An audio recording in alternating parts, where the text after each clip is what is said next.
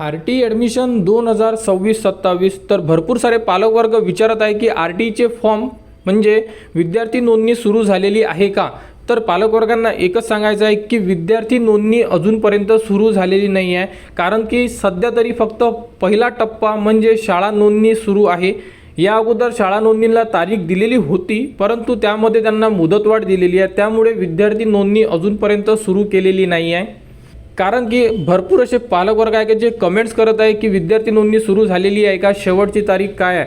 तर अजूनपर्यंत तारीख आलेली नाही आहे. आणि ॲडमिशन शेड्यूलमध्ये जर जाऊन चेक करतो म्हटलं, तुम्हीसुद्धा साईडवर जाऊन ॲडमिशन शेड्यूलमध्ये जाऊन चेक करू शकता. तर 27 तारीखपर्यंत सध्या काहीच नाही आहे. 27 तारखेपर्यंत स्कूल रजिस्ट्रेशन सुरू आहे आणि 27 तारखेनंतर म्हणजे 28 तारखेपासून केव्हाही स्टुडंट रजिस्ट्रेशन सुरू केले जाऊ शकते, म्हणजे विद्यार्थी नोंदणी सुरू केली जाऊ शकते. परंतु यामध्ये एक असं सुद्धा होऊ शकते, जर शाळा नोंदणी पूर्ण झाली नाही तर शाळा नोंदणीला 27 नंतर परत मुदतवाढ देण्याची दाट शक्यता दर्शवली जात आहे. जर शाळा नोंदणी येत्या 27 पर्यंत कंप्लीट झाली नाही तर त्यांना परत काही दिवस मुदतवाढ देण्यात येणार की शाळा रजिस्ट्रेशन कंप्लीट करा. आणि शाळा रजिस्ट्रेशन कंप्लीट झाल्यानंतर विद्यार्थी नोंदणी सुरू होणार.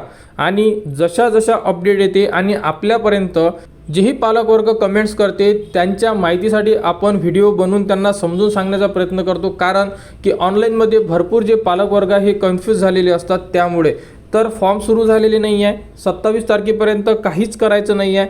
27 तारखेनंतर म्हणजे 28 तारखेला तुम्हाला अपडेट देण्यात येणार की शाळा रजिस्ट्रेशनला डेट वाढवून दिलेली आहे किंवा नाही आणि विद्यार्थी नोंदणीची तारीख काय असणार आहे. तरी 27 तारखेपर्यंत वाट बघा. अपडेट आल्यानंतर संपूर्ण माहिती तुम्हाला आपल्या चॅनलवर देण्यात येणार. त्यासाठी आपल्या चॅनलच्या कनेक्टमध्ये राहा, चॅनलला सबस्क्राईब करा व हा व्हिडिओ इतरांपर्यंत शेअर करा.